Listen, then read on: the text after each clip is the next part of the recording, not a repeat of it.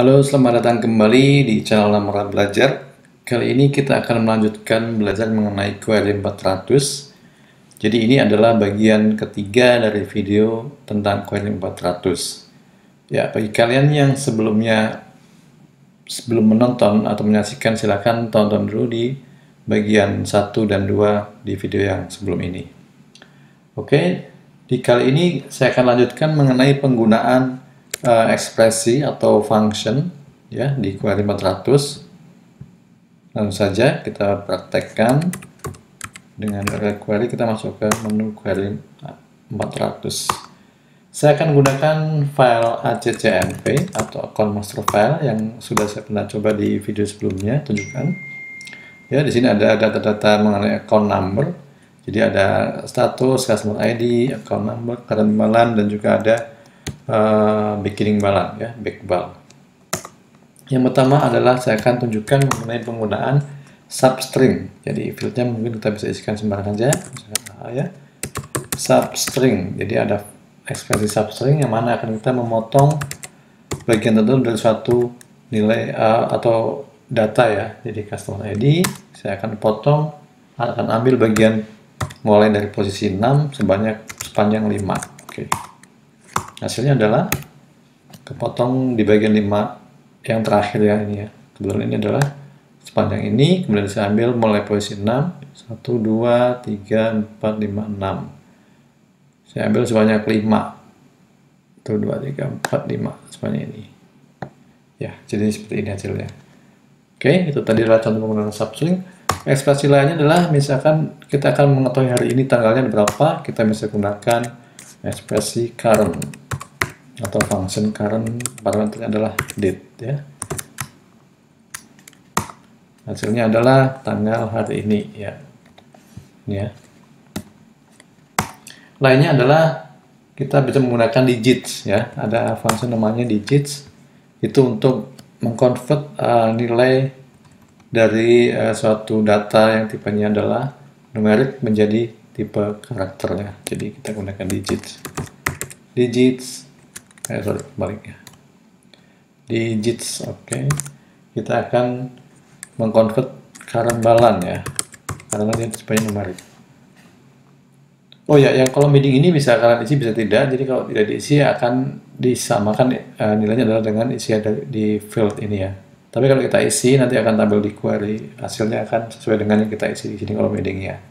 Misalkan saya isi dengan digits, ya, digits current balance misalkan. Oke, kita lihat hasilnya. Nah, ini adalah konversi dari nilai numerik atau angka dari current balance ke tipe karakter, ya. Jadi kalau kita perhatikan di sini tidak ada titiknya nih, ya. Jadi harusnya kalau tipenya dia ada numeriknya ada titiknya, setelah dikonversi jadi karakter dia akan dihilangkan titiknya, ya, supaya mungkin lebih mudah dimanipulasi ini, ya, informasinya. Seperti tadi misalnya menggunakan substring dan sebagainya.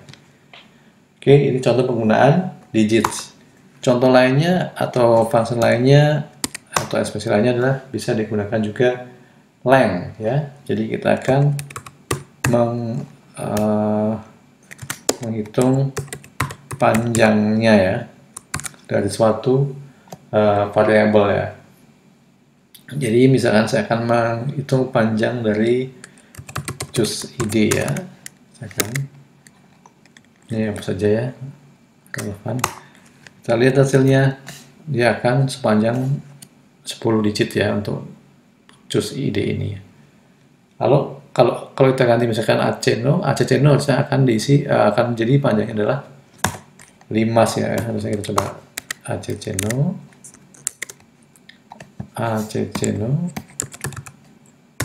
ini harusnya adalah 5, ya, panjangnya. Oke, itu contoh dari penggunaan length. Contoh lainnya yang akan saya tunjukkan adalah penggunaan concatenation atau penyambungan, penggandengan, ya, antara dua atau lebih suatu variabel. Contoh ini adalah saya gunakan variabel customer ID dan account number, ya, misalkan, ya. Jadi choose ID kita gunakan tanda pipe, ya. tanda tab ini ada di atas di keyboard, di atas tombol enter ya. Umumnya di situ ya. Tekan 2 kali ya, tanda garis tegak ke atas 2 kali. Kita gunakan variabel keduanya adalah aceno misalkan. Atau kalau mau semua yang ketiga juga boleh, misalkan apa nih. Tapi harus yang tipenya karakter ya, status misalnya. Kita lihat hasilnya. Ya ini dia nih. Atau kalau kita mau tambahkan yang tidak ada di file, di PF juga, kolom PF juga bisa sebenarnya. Jadi misalnya kita tambahkan lagi. Di sini ada petik sini, misalkan kita tambahkan lagi status misalkan. Jadi nanti ada dash-nya ya. Kita lihat hasilnya. Nah ini ada contohnya. Itu cara penggunaan concatenation dengan pipe ya. Kemudian kita juga bisa menggunakan ekspresi matematik atau ya penjumlahan, perkalian dan sebagainya. Kita gunakan fungsinya di situ. Misalkan kita akan menghitung selisih antara beginning balance, misalkan ya. Beginning balance dikurangi dengan current balance misalkan, atau kebalik ya, current balance dikurangi beginning balance misalkan. Current balance dikurangi back bal. Ini untuk misalkan menghitung transaction amount misalkan. Jadi selisih antara saldo akhir dengan saldo sekarang dengan saldo sebelumnya, saldo awalnya ya. Kita lihat hasilnya, selisihnya adalah akan ada di hasil query-nya ini jadi. Coba kalau kita lihat, dia sebenarnya 100 dikurangi 5 ya. Jadi atau tadi saya tekan Shift F9 aja ya. Untuk men-split tekan Shift F9 ya di sini ya.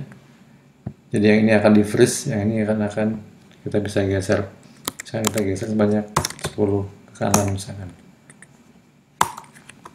Nah ini saya mau lihat current balance-nya adalah 100, kemudian beginning balance 5, maka query tadi, ekspresi tadi akan menghasilkan 95 dan seterusnya ya. Hasil pengurangan antara ini dengan beginning balance ya.